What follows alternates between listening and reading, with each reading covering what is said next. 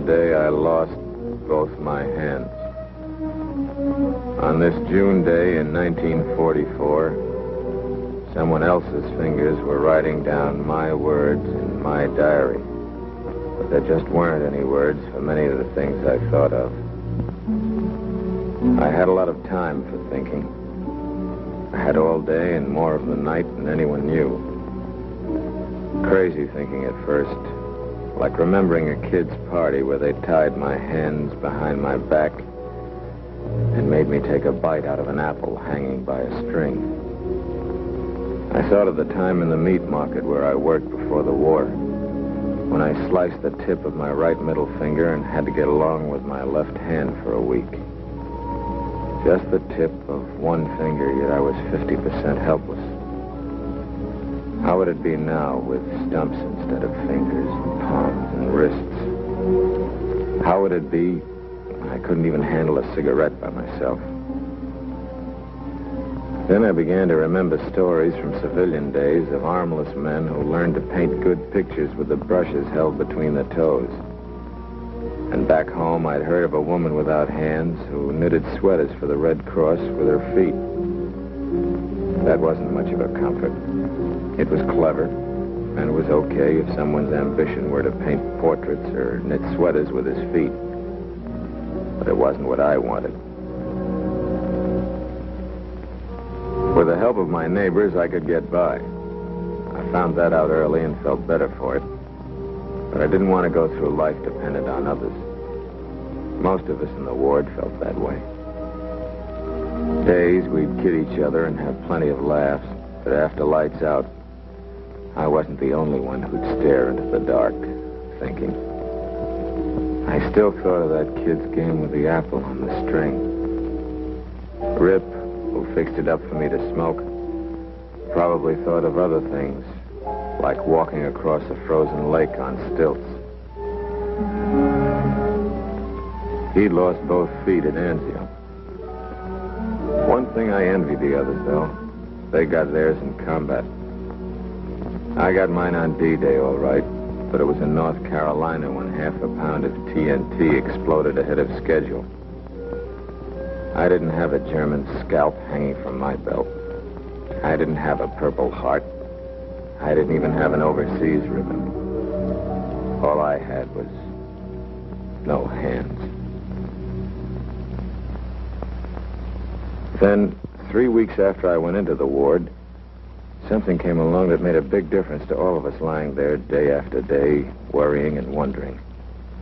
They'd shown us movies before, but they said this one was special. This one was made by the Army just for us. There wasn't a single blonde in it, but they said we'd all feel better if we'd take time out to meet McGonagall. This is my neighbor, Charles McGonigal. I'd like you to meet him. I think he's an interesting fellow. Watch him shaving, for instance. What's unusual about that? Well, Charlie has no hands. No hands other than these ingenious substitutes. But he does things as easily and... We were a tough audience for movies. The day before, one of our guys who left a foot at Quadrillane had thrown his crutch at the screen when the hero recited poetry to some pin-up girl. But we listened hard this day, all of us. Johnny with one leg. Buck, one leg. Frenchie, one arm. Bailey, one leg. Red, one arm. Cradella, no legs. Papa Frank, one leg. And me. I listened because here was a man named Charlie McGonigal, a man without hands since the last war, doing all the everyday things I thought I'd never do again. Doing them with hooks. Nothing fancy like pole vaulting or repairing watches or even knitting with his feet. Just the acts of normal living like shaving and eating and dressing himself. He does it alone from the first sock to the final tilt of his hat. This vest, instead of buttoning up in the regular way, hooks together for convenience sake. Charlie can handle buttons, but the hooks are time savers. In a world where the tendency has always been to streamline time, there are forecasts, the zipper vest that you and I'll be wearing when Hitler and Hirohito are things you talk about only in the past tense, like Dillinger and Model T. Even the leg boys seemed encouraged by what they saw on the screen. It showed them what a man could do if he tried. Charlie has none of the characteristics of a Superman. He's a man who lived normally before the war, and he set himself no goal but to live normally after it. He succeeded because he had patience. He had faith in himself, and he knew that it could be done. It took a little while, but he got there.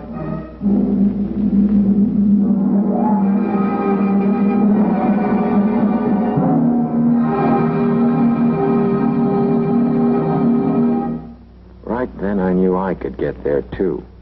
Perhaps even a little faster than McGonigal.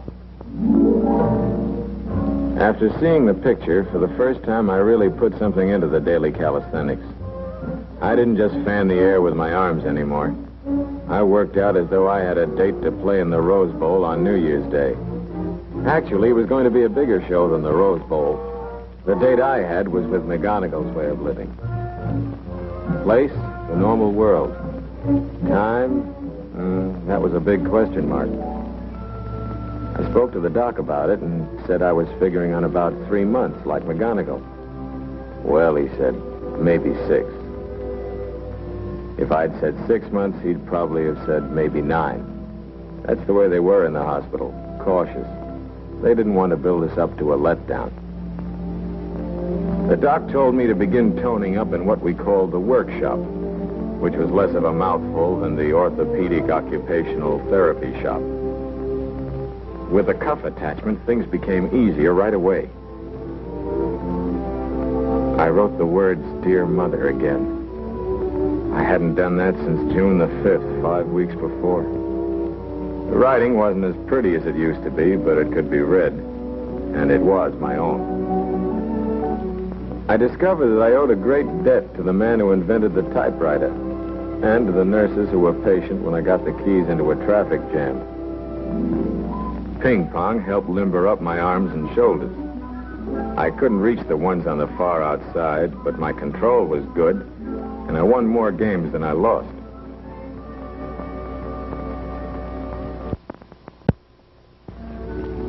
August the 3rd was a great day. Less than 6 weeks after my accident, the doctor told me my stumps looked okay, and it was time he gave me some new hands.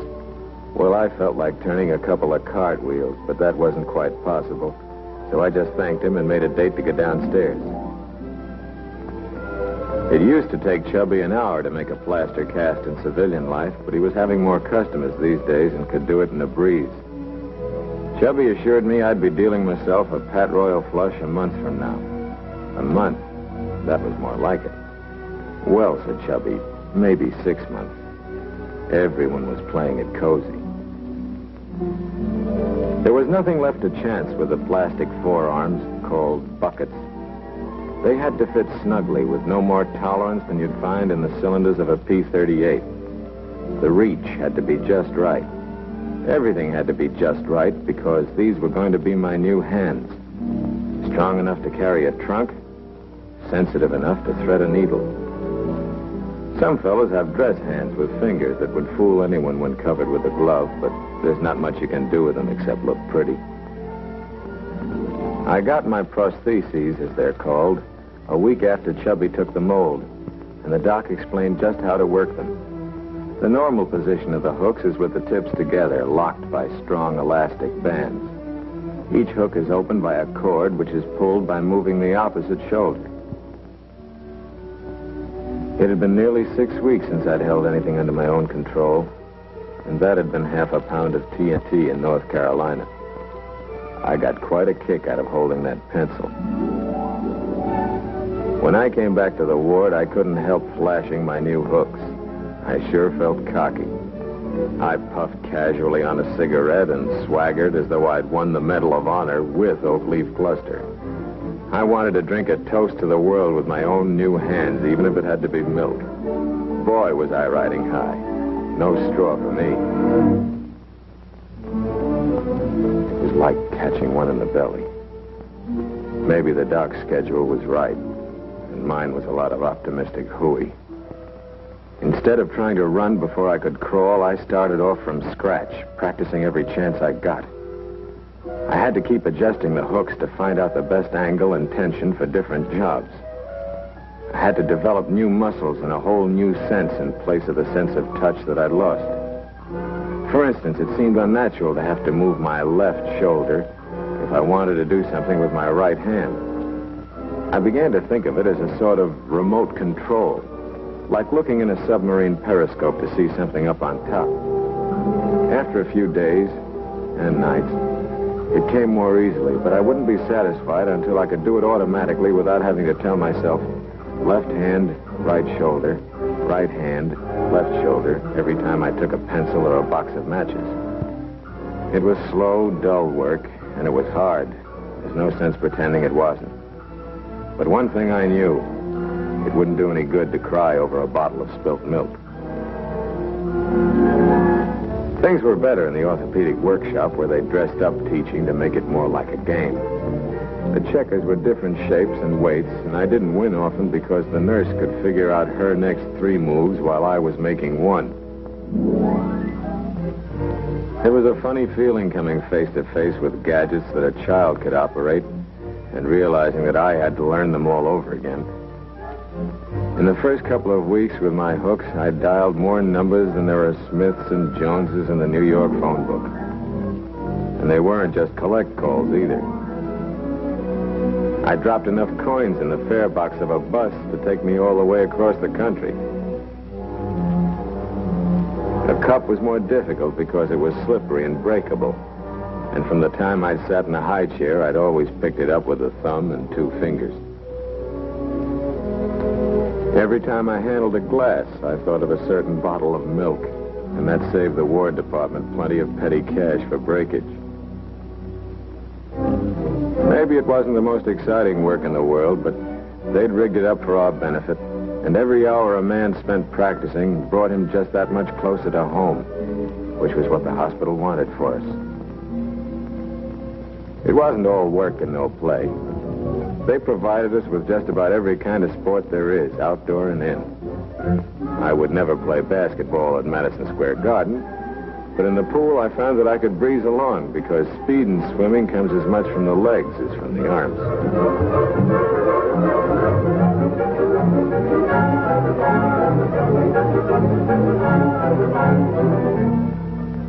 Most of us had jalopies in the garage back home. And we used to wonder sometimes how it would be to sit behind the wheel again. They had a practice car for us, and I soon found out I wasn't going to have to be a backseat driver all my life. Though there was one time I wished I had a chauffeur.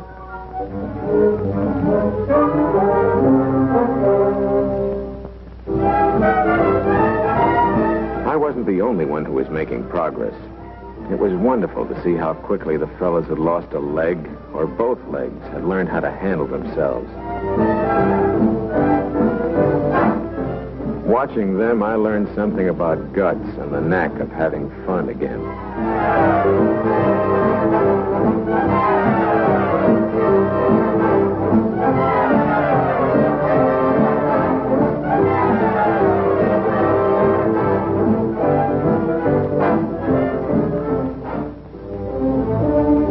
September the 6th, exactly 3 months after I lost my hands, I got a furlough. I was going home for the first time in a long while. I was way ahead of the doc's schedule, and it felt great.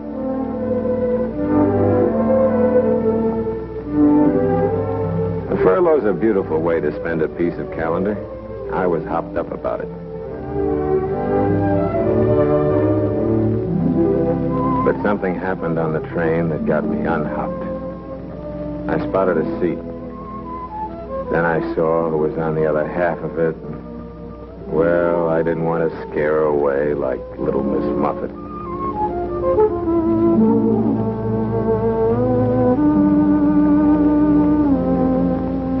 So I sat there thinking of how I would have done it if I had met a girl like that when I still had my hands. I'd have had a conversation going in 2 seconds flat. Tough traveling nowadays, I'd have said. If that hadn't worked, I'd have talked about the weather, which works when nothing else does. And then I'd offer a cigarette. If she took it, I could see whether she wore a wedding ring or not. Though somehow I was sure she didn't. I'd have asked her where she was going, and wherever it was, I'd have said I was going there, too. And what's more, I'd have gone there, whatever was written on my furlough papers.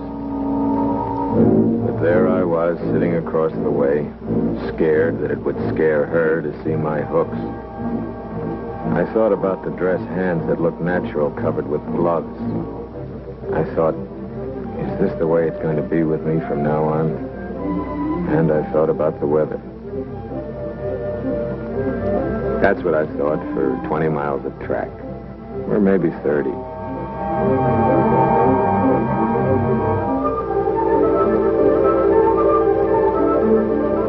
Wherever a man's home is, that's where the water is softest.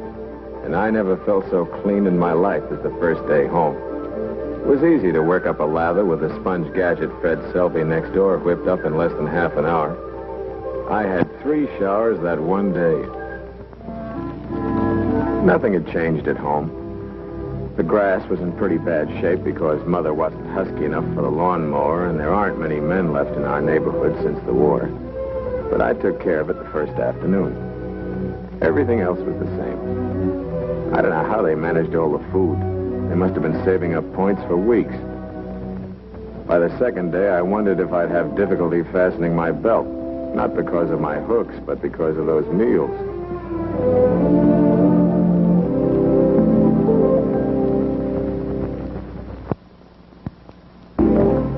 One of the important items on my furlough schedule was to make arrangements to go to college.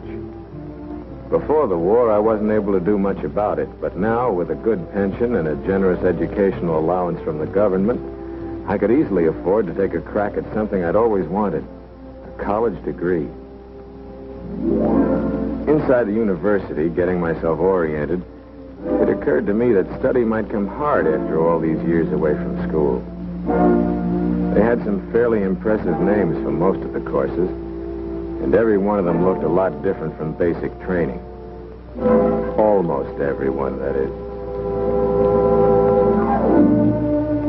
But I was soon convinced that going back to school wouldn't be as tough as I thought.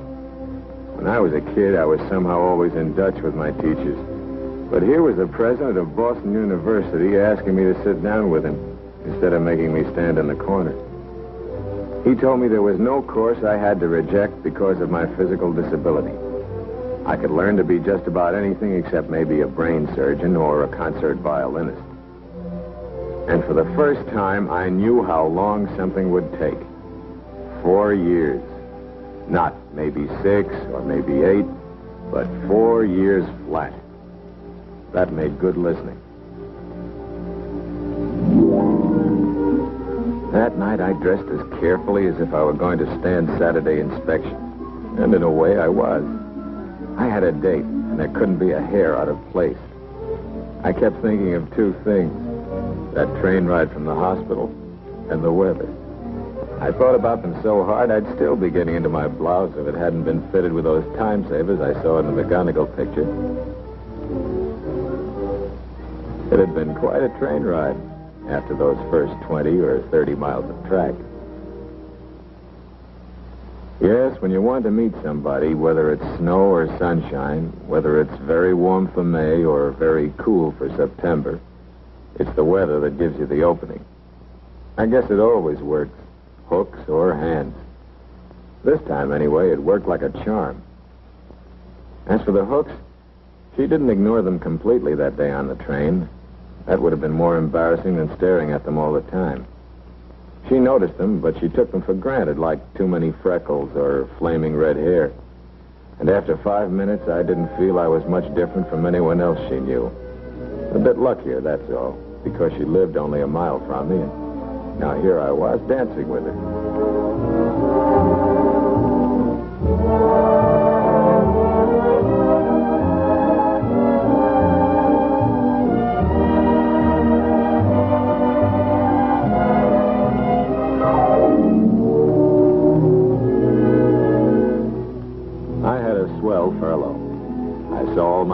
friends and made lots of new ones. The only girl who turned away when she saw me was Peggy someone, I forget her name.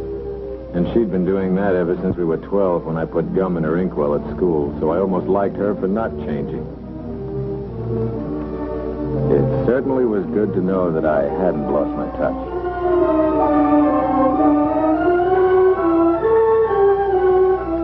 And so that night, just a little more than 3 months after I was hurt, I found myself writing, "This is the last entry in my diary because I think a diary is mostly to help remember things in the past. Right now, I'm more interested in the future. And I'm really looking forward to the next 45 years of my life. Or, as the doc would probably say, maybe 80.